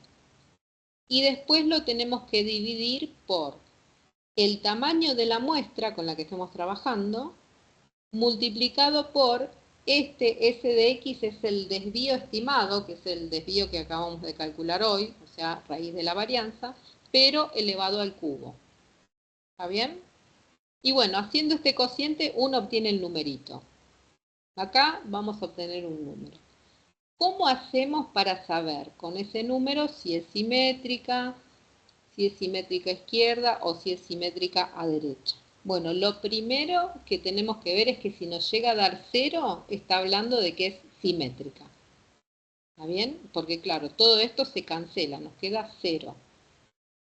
O sea que si uno hace esta cuentita y da 0, listo, ya sé que no tengo que graficar o si no tengo posibilidades de graficar y no me quedo con la intriga, digo, bueno, yo no puedo graficar, no sé qué distribución tiene, pero lo que sí sé es que es simétrica, que tiene la misma forma tanto de la izquierda como de la derecha. ¿Está bien? Bueno, ¿qué más podemos saber? No tiene unidades, no es que acá nosotros decimos, mira, me dio 3,72 kilogramos. No, 0 unidades, es un coeficiente nada más, es un numerito. Y dijimos, si toma el valor 0 es simétrica, si toma un valor mayor a 0, es decir, un valor positivo, ya sabemos que es asimétrica derecha, ¿está bien? Y se dice que el sesgo es positivo. Y si es menor que 0, la distribución es asimétrica, pero para la izquierda, y ahí se habla de un sesgo negativo. Fíjense que está asociado mayor a 0 es un número positivo, ¿está bien? Bueno, sesgo positivo es que se fue para la derecha. Y menor a 0 es un número negativo, menor a 0, ¿no? Si es menor a 0, el sesgo es negativo y entonces la campana es como que se fue para la izquierda. Bueno, acá estamos hablando de simétrica. No me salió simétrica, pero ustedes hagan de cuenta que es igual. Acá se supone que si está el centro, está bien, de la campana, bueno, el gráfico que vemos del lado izquierdo tiene que ser idéntico al que vemos del lado derecho. Entonces decimos es simétrica. Si nosotros con un gráfico así calculamos el coeficiente de asimetría, nos tiene que dar 0.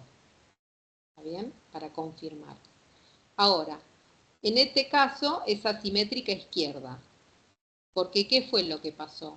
Y bueno, se arrastró, o sea, tiene un sesgo negativo, por eso cuando calculamos el coeficiente de asimetría nos da un número menor a 0 y nos está diciendo que el sesgo es negativo, es decir, queda el grueso del volumen del lado derecho, pero el sesgo se fue para la izquierda. ¿Está bien? Y el otro caso, el contrario, absolutamente al revés. ¿Está bien? Nos va a dar un valor positivo cuando calculemos el coeficiente de asimetría y nosotros tenemos que saber que la campana es de este estilo. El grueso del volumen está del lado izquierdo, pero el sesgo se fue para la derecha, entonces es un sesgo positivo. Bueno, esto en cuanto a medidas de forma, ¿está bien? Bueno, vamos a tener en consideración también esto que estuvimos mencionando hoy de la mediana y la media. ¿Qué onda con la mediana y la media? Bueno, nosotros, digamos, acá tengo el ejemplo de los 20 deportistas que habíamos trabajado hoy antes, digamos, que ya le habíamos calculado el promedio y, si mal no recuerdo, no sé si le calculamos la mediana. Pero bueno, si nosotros queremos hacer el coeficiente, digamos, para este conjunto de datos en donde tenemos los 20 pesos de los deportistas olímpicos, bueno, hacemos la cuentita que dijimos. Tomamos el 61, le restamos el promedio, lo elevamos al cubo. Tomamos el 64, le restamos el promedio, lo elevamos al cubo y vamos sumando. Eso dio 7191. Y después calculamos el desvío de todo este conjunto de datos, le elevamos al cubo y lo multiplicamos por 20 porque tenemos un conjunto de datos de 20. Nos terminó dando 0,2746. ¿Y qué podemos decir respecto a la forma de la campana? ¿Es simétrica? ¿Es simétrica a izquierda o es simétrica a derecha? Asimétrica derecha. Asimétrica derecha, ¿por qué? Porque nos dio un número mayor que 0, es positivo, entonces nosotros sabemos que el sesgo es positivo. Cuando en la cabeza uno cuando piensa sesgo positivo tiene que pensar la partecita en donde se va perdiendo la campana y se va achatando contra el eje X y se hace chiquitita y se hace esa colita, digamos, es el sesgo. O sea que esta sería a cola derecha. Queda el volumen grueso así, digamos, del lado izquierdo, pero esa colita que se va achicando cada vez y tiende a 0 más y más es para el lado derecho. Exactamente. Lo vimos con el coeficiente que tenemos acá. Bueno, entonces con la cuentita esta uno lo calcula y es muy fácil decir que si tiene asimetría a derecha o izquierda o si es simétrica. Ahora, ¿qué pasaría si uno no tiene, digamos, la posibilidad de hacer los cálculos? Supónganse que no tenemos los datos a disposición, pero por ahí nos dieron una planillita en donde está la media y la mediana.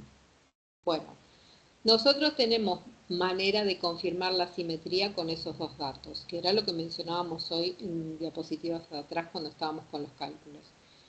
Si la media, la mediana y la moda son iguales en una distribución, ahí es simétrica. O sea, los tres indicadores, las tres medidas resumen de tendencia central están juntitas en el centro de la campana, significa que son simétricas. No sé si es una campana de Gauss, o si es una uniforme, o si es alguna otra distribución no conocida, propiamente dicha, pero lo que sí sabemos es que el 50% de los datos está a la izquierda de ese valor y el 50% de los datos está a la derecha de ese valor. Y que el 50% de la función que sea que grafiquemos se va a ver exactamente igual tanto del lado izquierdo como del lado derecho. ¿Está bien? ¿Por qué? Y porque la media y la mediana son iguales. Ahora, ¿qué pasa en el caso de que la media sea mayor a la varianza? Que eso también es fácil tenerlo. Uno los calcula y se fija. Che, ¿son iguales la media y la mediana? No. Ah, ¿cuál es más grande? Y mira, la media es más grande. Ah, entonces es asimétrica derecha. ¿Está bien? ¿Esto por qué ocurre? Y porque se supone que, imagínense el caso esperado que es que sea simétrica. Bueno, tanto la mediana como la media van a estar juntitas, ¿está bien? En el centro de la campana.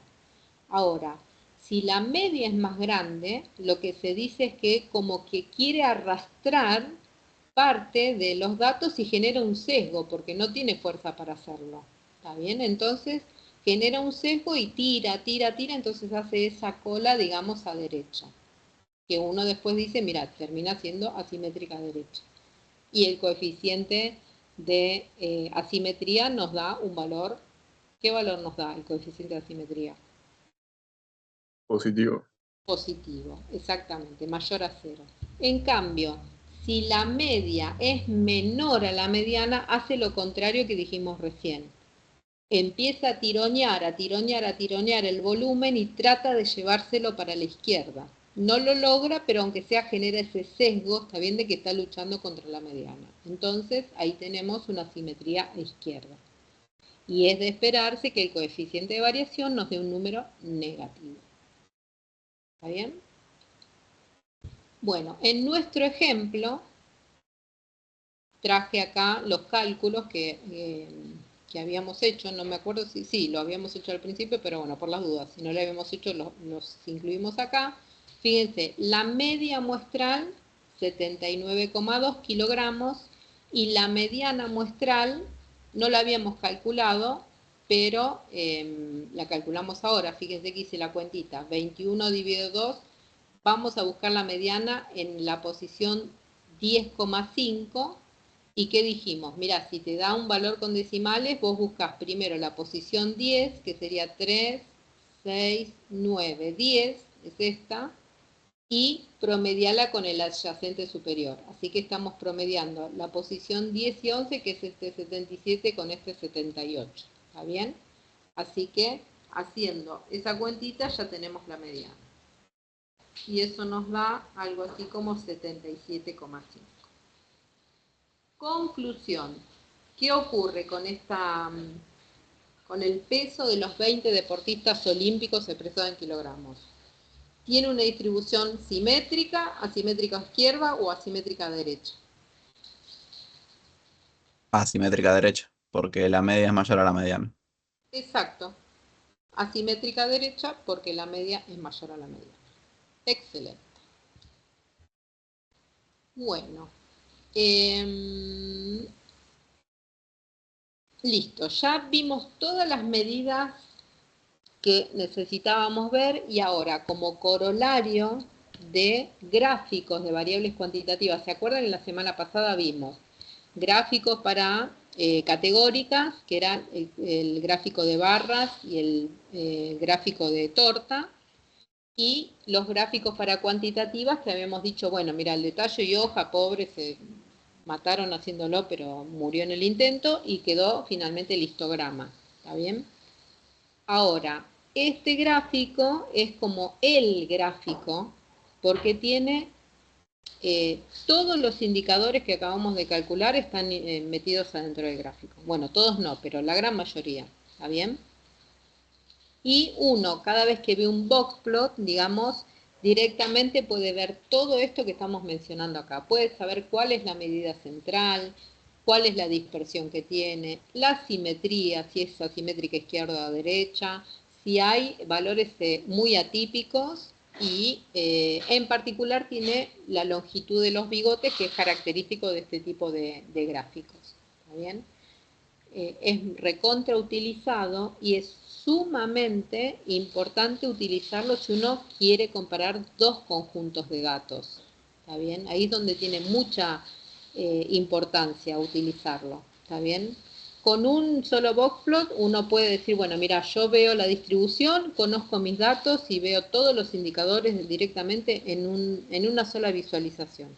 Pero tiene más importancia cuando estamos comparando dos conjuntos de datos, porque salta ahí mismo la diferencia ya observando los dos boxplots que podemos llegar a armar con esos conjuntos de datos. ¿Está bien?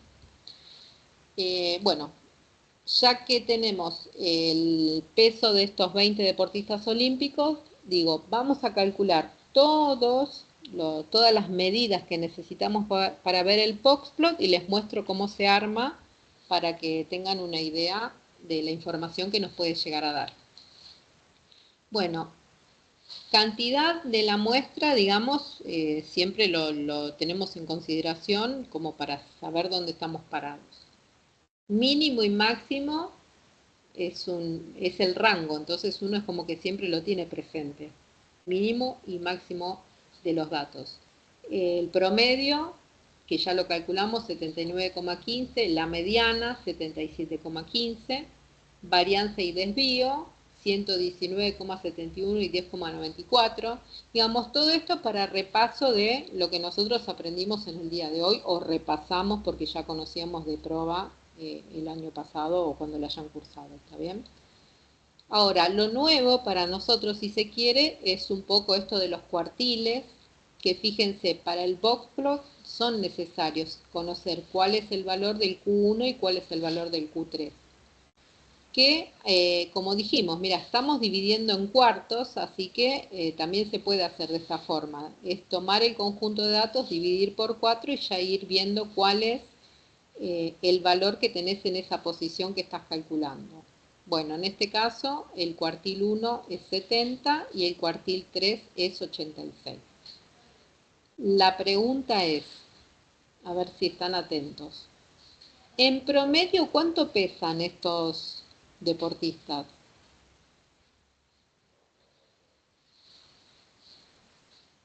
$79,15. 39,15. Conejitos, Kilogramos. kilogramos, 79,15 kilogramos, perfecto. ¿Y qué podemos decir del Q1 que dice 70? El 75% de los deportistas pesan más de 70 kilos. Excelente. Muy bien. Bueno, continuamos. Estos valores, el Q1 y el Q3, nos permiten calcular, ¿se acuerdan?, el rango intercuartílico. Entonces nosotros sabemos que el rango intercuartílico nos da 16. Esta es una medida que usamos para el box plot. ¿Qué más? Los bigotes son características justamente de este gráfico. En español, en muchos textos le ponen gráfico de cajas y bigotes. ¿Está bien? Porque es como que tiene un bigote del lado izquierdo y un bigote del lado derecho si lo graficamos horizontal, o un bigote inferior y un bigote superior si nosotros decidimos graficarlo en vertical. Se puede hacer de cualquiera de las dos formas, ¿está bien? ¿Y cómo se calcularían los bigotes? O sea, ¿qué longitud tiene? A eso se refiere. Y bueno, el inferior, el más chiquitito, el que va a estar del lado izquierdo, porque yo lo hice a nivel horizontal, se calcula utilizando el Q1, que es el primer cuartil de los datos, que en este caso es 70, y se le resta esta medida, que es 1,5 multiplicado por el rango intercuartil. Y con eso ya sabemos cuál es la longitud que va a tener el bigote. Y después, en el caso del superior, se calcula a través del Q3, que es este 86, y en lugar de restarle esta medida, se le suma, porque está viendo qué tanto se quiere dejar el bigote para el lado derecho, o superior si estuviera en vertical. Se hace 1,5 por el rango intercuartílico y se le suma. ¿Está bien? Y bueno, acá tenemos entonces valores de los bigotes. El más chiquito 46, el más grande 110. Creo que ya está todo. Entonces, vamos a ver en el box plot la media, la mediana, el rango, Q1, Q3, los dos bigotes. Vamos a identificar el rango intercuartílico, mínimo y máximo, y ya con eso lo armamos. Profe, consulta antes de pasar. Sí.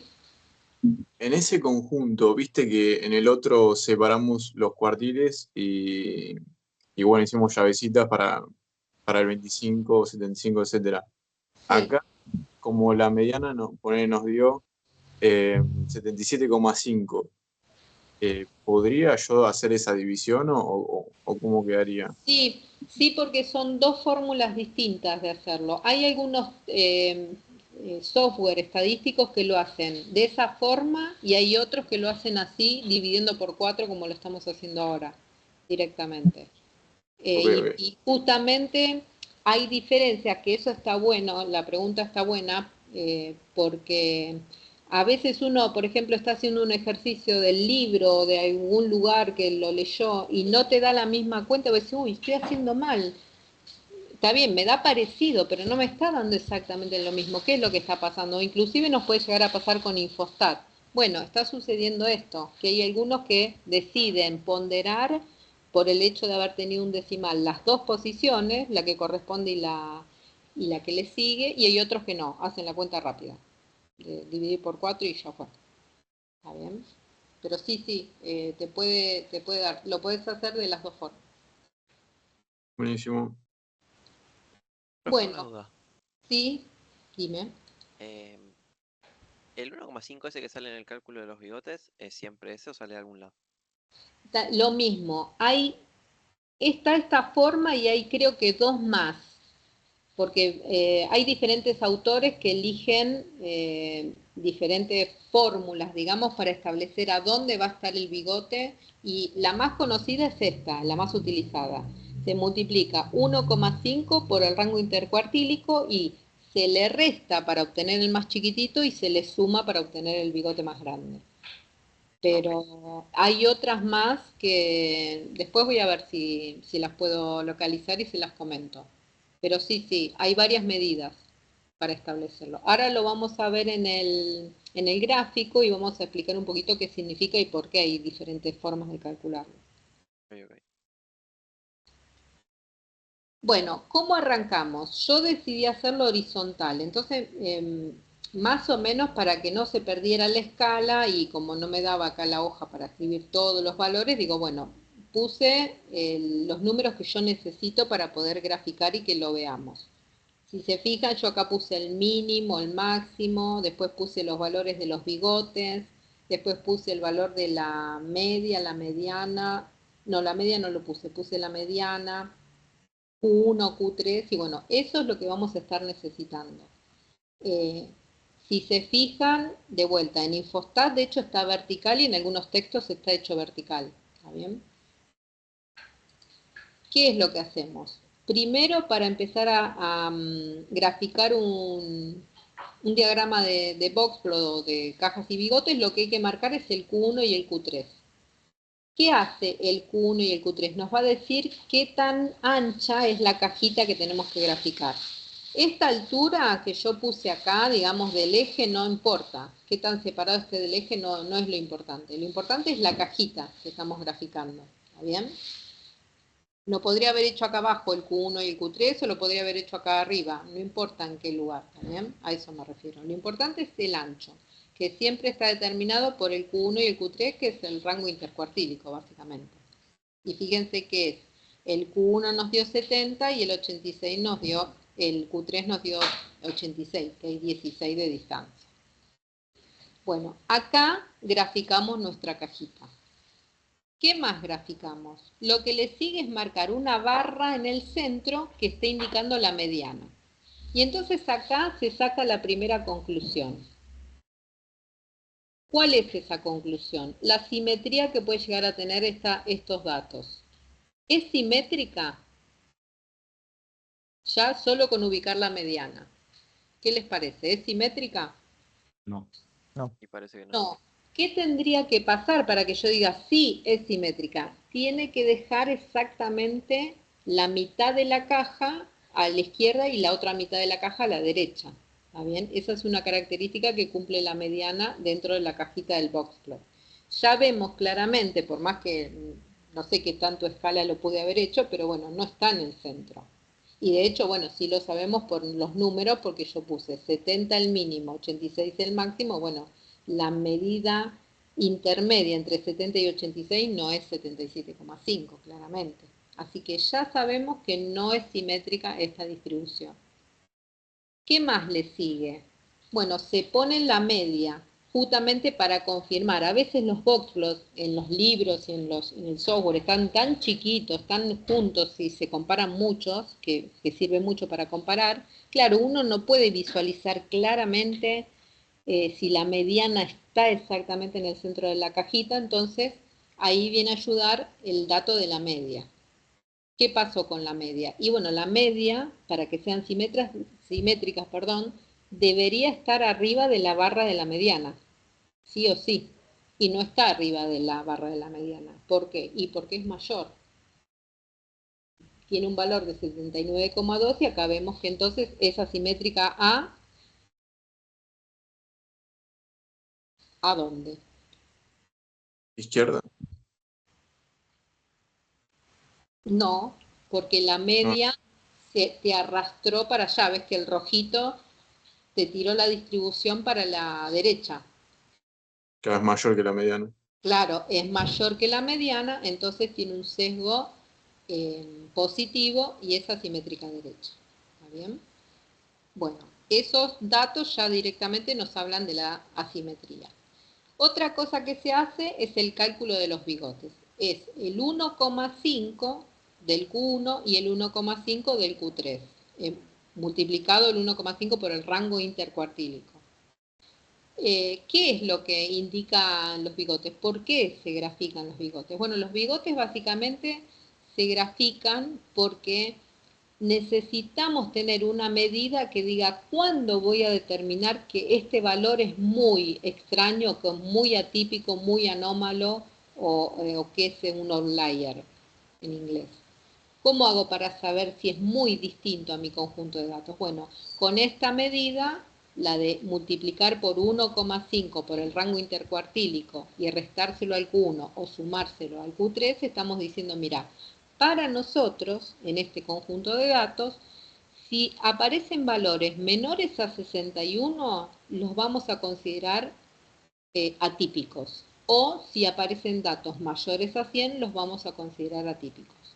Por eso, las diferentes fórmulas que existen, porque hay otros autores que decidieron que esta medida no era la que correspondía y hacen otro tipo de cuenta, porque les parece que, por ejemplo, tendría que ser un poquito más o menos estricta o más estricta que esta. ¿Está bien? Entonces, llevar, por ejemplo, el bigote a 120. No, yo con este conjunto de datos voy a recién considerar que son valores muy alejados los que sean mayores a 120. Entonces la cuenta hace que llegue hasta acá el bigote.